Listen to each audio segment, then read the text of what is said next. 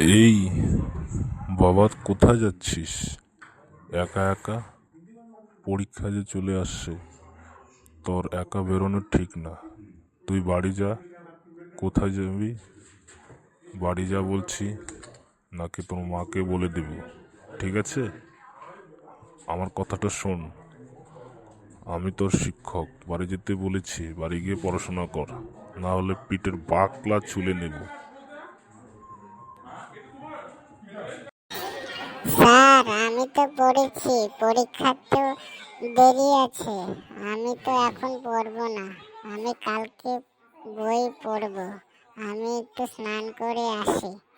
আজকে আমি স্নান করব, তারপরে গিয়ে বই পড়বো। আমাকে যেতে দেবেন, মাকে বলবেন না আমি যাচ্ছি।